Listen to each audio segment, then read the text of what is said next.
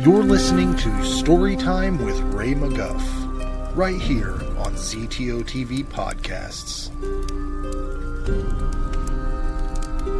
Crossing the Jordan. Exposition, 1872. Somewhere deep in the Montana Territory. A man crashes through the deep woods. Torn pants, mud-crusted boots. Shirt disheveled and ripped.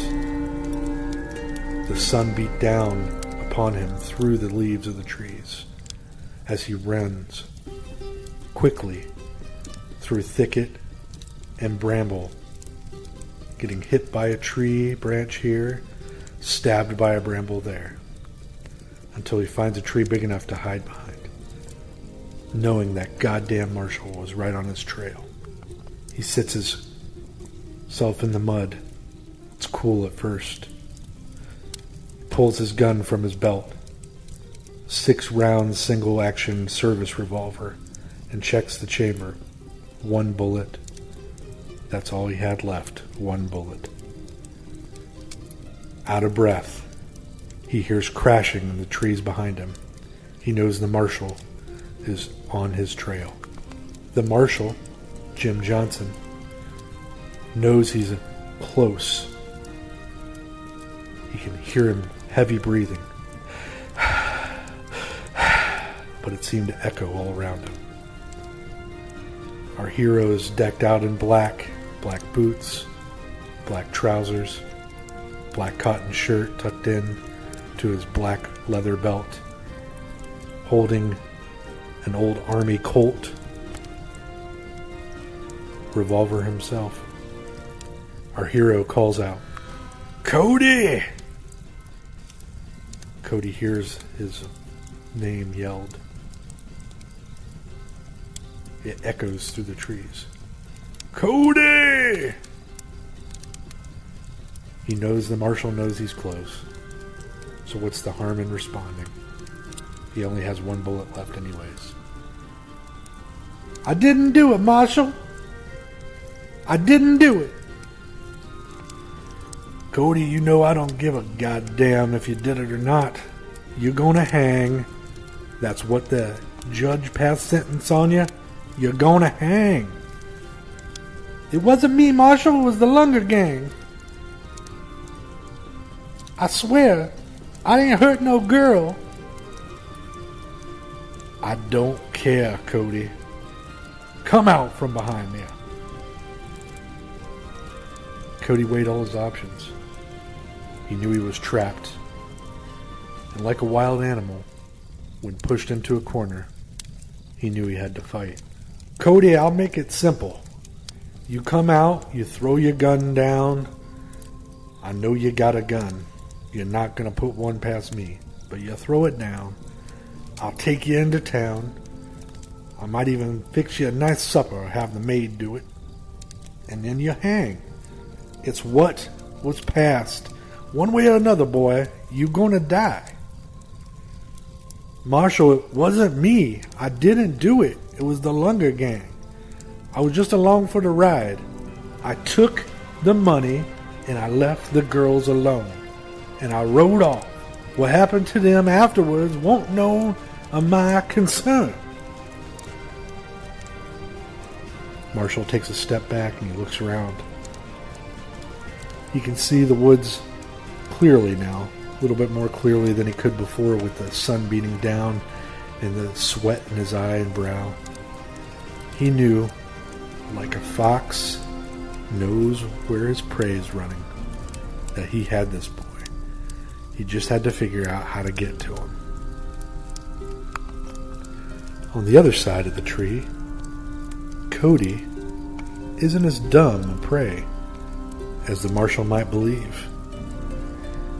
He's devised a plan. It's a stupid plan, but like his pa always said, he was thick as a bramble bush. He knew what he had to do. "Marshal, I'm going to throw my gun down." Cody checks the gun to make sure that it's all set, throws it on the ground about a foot from him, steps out from behind the tree. He sees the marshal slowly lingering around the side of another tree, 20 paces or so ahead of him. The marshal calls out, "Put your hands up in the air, Cody." So he does, as he's instructed. The marshal closes the gap, walking slowly at first, and then seeming to be comfortable by the situation. He's got his man. Walks up 4 feet, 3 feet. Cody drops to his knee and picks the gun up. Clicks the hammer back. Fires the round. Hits the marshal dead center in the throat, exploding from the back. The marshal lets out a gurgle and a yell. Reaching for his gun again, Cody rolls behind the tree and he hears a thud. Heavy breathing taking over. He waits almost a full minute before he peeks out again. He sees the marshal writhing in agony, unable to scream at this point. Blood pouring from both his mouth and the open wound. Cody steps back out from behind the tree again, dusts himself off, puts the gun in his belt once again, slowly walks towards the twitching marshal, the hero, the man the townsfolk spoke of in such high regard, the man that was on his trail for almost 7 days, watching, waiting, trying to kill him. He had done him in first. When he got to the marshal's hand, the first thing he did was kick the gun away that he was trying to reach with his dirty, filthy boot. The gun went flipping off to the right into some bramble.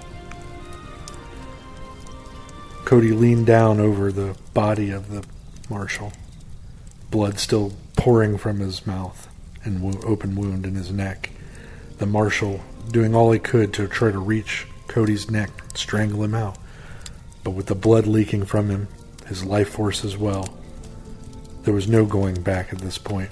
There was no mustering that one piece of strength, that one moment to take the bad guy with him. The bad guy had won. Cody put his hands on the marshal's chest and pressed down, watching blood seep from his neck, and smiled as he spoke. "Well, Marshal, looks like you're done. Before you pass on to the other side, I'd like you to take a message over to old St. Peter. Tell him I did know those girls. Oh, I knew them well, too. Both of them. That Lunger gang, they ain't nothing without me. I expect I'll be paying them all a visit, seeing as how they left me there to rot. But you, Marshal, you had that tenacity. Chasing me all the way across the Jordan into the woods here. You had it. You had that hate in your heart, boy. Trust me, I know. There's one thing I know, it's hate." Cody pressed down on his chest again and watched the blood squirt from his mouth. The marshal choking back, trying to say something, form some sentence. Something. He couldn't get a word out. "I'm going to let you die here, Marshal." He almost did. "But before I go, I want you to know one thing. I was paying attention back there. When you had me in chains, every day coming by my cell, telling me stories. I remember the name of that ranch you owned. And didn't you say you had a pretty little wife? I'm going to be seeing her real soon, too. Soon as I settle up with the Lungers, get some new duds, maybe I'll take my condolences to her. Maybe I'll be the last face she ever sees. You think on that while you cross over, boy." And with that, Cody pressed on his chest one last time.